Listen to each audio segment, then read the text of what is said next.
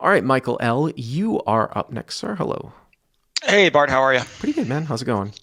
Good, thanks. Second time on the show. Appreciate being here. So this is Win 2-5, Win Las Vegas 2-5, Ah, about a week and a half ago. so this is a 1500 cap, or It is. We were 1400 effective here, but it is a 1500 cap game. and this is from what I've heard. It's actually an interesting setup, right? Because from what I've heard, this could be one of the tougher 2-5 games, maybe even around in the country. Although because 510 runs somewhat frequently there, the game, I don't know if you're regular in this game, but kind of a live hack. Like if you're playing the second biggest game in the room, the 2-5 game should soften up if that uncapped game is going. Or I guess they put a cap on the 510 recently or something. I'm not sure. Yeah, I was in town for a football Okay. game, so I am not a regular. I've never played with anybody at the table before. It Yeah. was not like it was in the morning on a Thursday, but it was not insanely tough, but probably tougher. I usually play at Parks, and it was probably tougher than the 2-5 at Parks for sure. Park's the new commerce, as someone Yeah, said. There's so many games there. Yeah, 2-5 at Parks is great because there's so many 10-10 games, right? it's awesome, and it's a well-run room, Yeah, and it's just yeah, when I went down there in the spring, I was like, my God, this is like the second biggest card room I've ever seen. I mean, it's it was truly amazing. it's great. Yeah. Yeah. So what time of day and like when were you playing here? So this is probably 10 or 11 a.m. on a Thursday. I was in town for the Jets game, but I had flown in on Wednesday to play poker for a couple of days. There's two 5s going, so it's not the only game, but there is no 10-10 yet. So this is the biggest game. So it's a Wednesday afternoon ish type of thing. Thursday morning, but yeah. There's oh wow, okay. Well, you could see some OMC. I mean, it might not be tough. It just could be a bunch of grinders. Yeah, the Yeah. main villain is going to end up being a younger guy. Like I said, no real reads. He seems competent, but also not a crusher or anything. I don't know if he was a pro or a rec. I would have guessed rec, but Hmm. like a competent rec. Okay. So I am in the big blind with Ace of Diamonds, Queen of Diamonds, and under the gun opens to 20. Um, Button, who will end up being the main villain, calls. Small blind calls, and it's back to me, and I 3-bet to 120. So you 3-bet to 120. So you're going 6x. If you went 4x plus the dead calls, it would be 120. And you're 1400 effective. I mean, you could go a little bit larger, but I think that it's fine. It is always. I mean, there's a lot of dead money out there, so you could be doing this with some other hands. But I always, it's interesting sometimes when the big blind, who can call with a lot of medium strength hands, 3-bets. It can be the one time where we could actually be a little bit polar, but there's so much dead money out there. Then you could easily be doing this with a wide. You could go down to like some of the pseudo broadways. Just it's interesting. You think it's like a Rocky 2-5 game in the morning, and you already see like three-way multi-way action. Yeah, exactly. Yeah. So under the gun folds, Button calls, Uh huh. small blind folds, Small blindfolds. Yeah. heads up against the button. The only thing I would say here is that usually you look at a spot and you're like, oh, this guy double flatted, right? But if you're all 1400 effective, the button can certainly have some strong hands that is just calling heads up. The under the gun opened and the button called before we had these blind actions. So he can definitely have some hands here. It's not like, oh, this guy's a fishy player because he just double flatted, because you could easily call with some strong hands on the button heads up against a UTG open. You could even have some ace king off here, ace queen, things like that. You know what I mean? Like it's not like UTG opened, MP flatted. You know what I mean? Where you're going to play more of a three better fold type of strategy and then a double flat, or late position opened and then someone called and then they double flatted. It's not as collapsed a range as it might seem sometimes on the surface. Is all I'm going to say.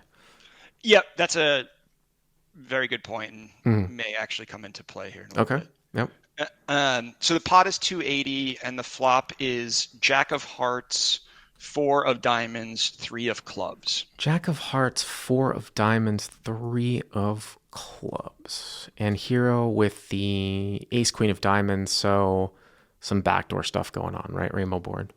Yeah, 2 overs, couple Mm-hmm. backdoors. Mm-hmm. So I It's pretty disconnected. There shouldn't really be two pairs represented here. Yep. So I just bet small. So I bet 75 into 280, and he calls. So here about 75 button calls, and I would expect that there's probably not going to be that many folds here from the button here on this texture. You might get some random, if you did double flat with some sort of like suited connector. But here's the thing about this, this is kind of like chess thinking ahead.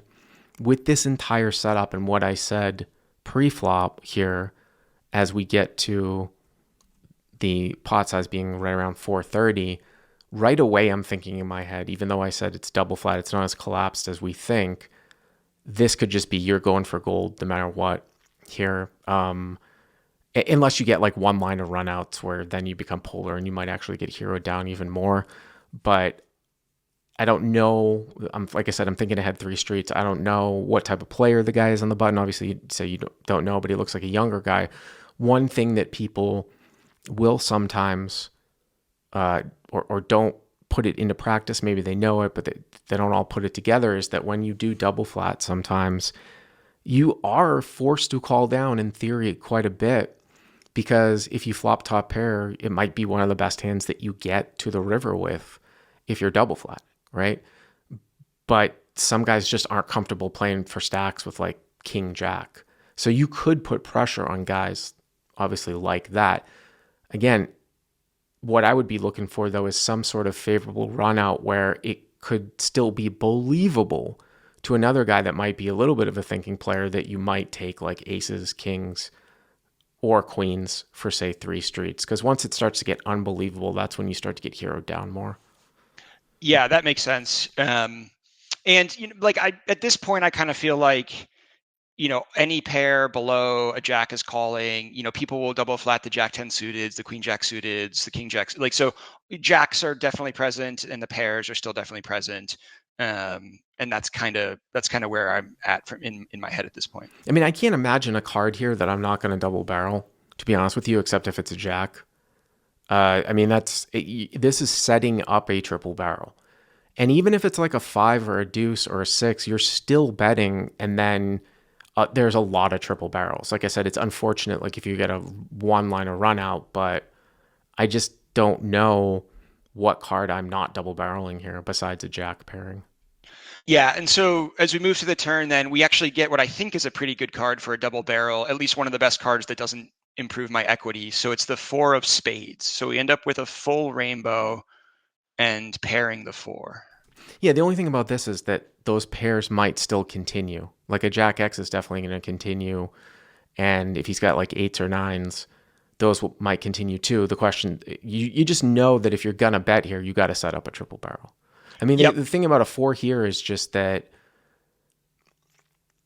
yeah, I mean, now a one-liner isn't going to be possible, right? And I don't know if he ever has any slivers of 4x here, like 5-4 suited or ace-4 suited. So look back at your hand, 4 diamonds is out there, 4 spades is out there. So there's 2 combos of, ace-4 suited that could be represented here. I'm just saying. Yeah. I thought it was good though. I mean, it obviously cuts down on the number of sets that he maybe could have as well. So sticking with sort of the plan of targeting the middling pairs and like the weaker jacks, I bet 175 into the pot, which is now 430.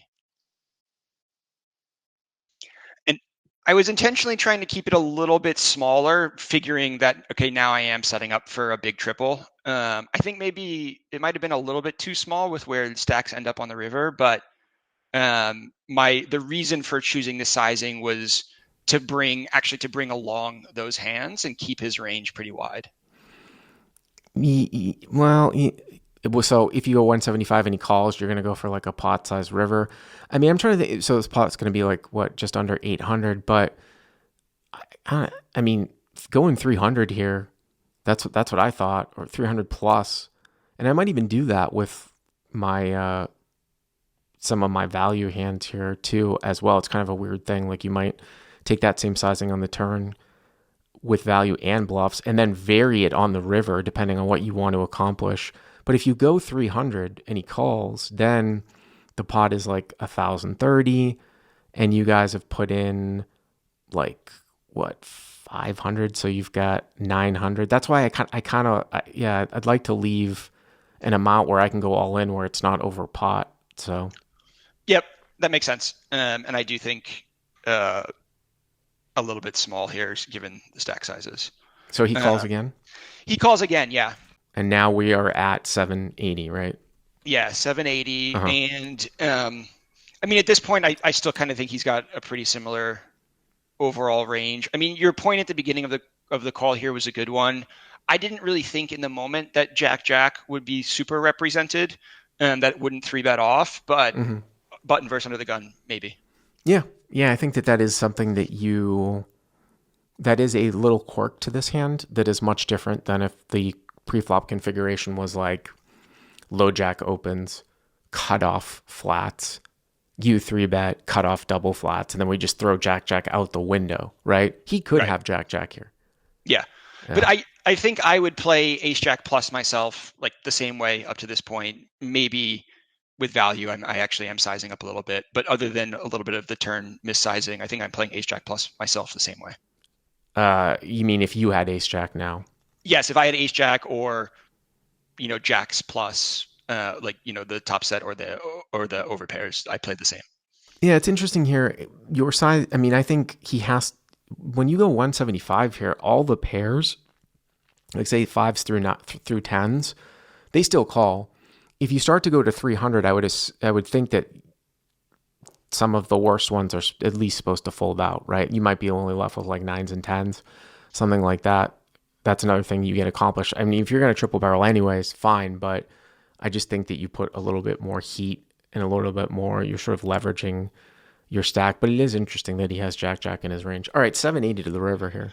Five of clubs, the river. So this is obviously the main inflection point. The pot is 780. I have around 1,000, and so the question becomes: should we rip it or should we bluff river? And if so, how much? Five of clubs. So the final board is Jack 4-3, 4-5, and the pot's 780, and you guys have just about 1,000 left, right? Something like that. Yeah. I mean, I'm trying to think here. Because you bet so small on the turn, where I think all of those pairs are continuing to call. This is where it's a little bit of a cat and mouse, right? I don't know. Like, if you overbet jam here all in, you might make some jack, obviously X indifferent. If you start to go 2/3 and all jack X calls you, but then you can kind of go a little bit smaller and get the pairs, like, well, you're not going to get fives to fold now, like sixes through nines. I'm just trying to think out loud, like at what sizing do those hands sort of become indifferent? You have 1,000 left. This is where, again, it's a really weird thing in live poker, especially if you're entirely unknown to the table. I might say bravo especially if you unblocked a jack here and you went 1,000 with aces all in here, and you got called by a jack because people just didn't see people go for this type of line in live poker. But that works against you here in this spot. You know what I mean? Like, the theory could say that if you went 1.5x, or not quite at 1.5x, that it makes Jack X indifferent. But again, the thing you go back to, though, is he double flatted, so that's going to be a lot of his best hands. Now, maybe he's got pocket fours, pocket threes, and pocket fives that he might double flat. I don't know. But Jack X is pretty far up the range if he's three betting queens plus. And then again, the little quirk here is that he might have jacks full. So I might take a sizing. You might call it like a weak pussy sizing of trying to get sixes through tens to fold out here, like a 400 or 500 sizing. And then I just don't expect a jack X to fold. Because you went so small on the turn, I think it's different if you went larger on the turn. Yeah, that makes sense. So I ended up ripping it, and he snapped me off with 3-3. And so I think the reason for calling this in was like, is this a total Rampage punt or is it a reasonable bluff? And I just kind of ran into the top of his range. I mean, it really, the question then it's hard to answer that. It's just more of, does Jack X fold here when you rip? Should Jack X fold? You know, if some Jack X is going to fold out, and you would credibly take this line with overpairs, it could very well might not be that much of a punt. But I think the key inflection point is that you size so small here on the turn. There are a bunch of hands here that he still has that will fold to smaller sizing if all Jack X calls. And then you get into that sort of polarization. I see people like floating like 500, something like that. So as played, I probably wouldn't rip it because of small sizing on turn. Although I might rip it if I had set up, sort of a rip sizing. Obviously, it wouldn't have mattered. I just, with the double flat, like I said, a lot of Jack X is supposed to defend down, although he does have Jack Jack, which is why I find this one kind of interesting. Yeah, I think with aces, I probably would bet in the 500 range, but he doesn't know that, and I was just trying to sort of like max pressure the jacks, but ran into it. Josh Shepard says, if a jack doesn't fold ever, no reason to triple barrel, only bet 3 streets for value. And that's what I was saying, Josh. Like, I would bravo the guy for going 1,000 all in with ace, but actually exploitably going smaller with a bluff, because it sort of picks up on that exploit. If some Jack X is supposed to fold, but they all call anyways, then there's no reason to triple barrel off. You go for full value with your overpairs, and then you take a sizing that will fold out everything else besides Jack X because of the small turn sizing. Yeah. But thank you, Michael L. I appreciate it. Thanks, Bart. See ya. All right.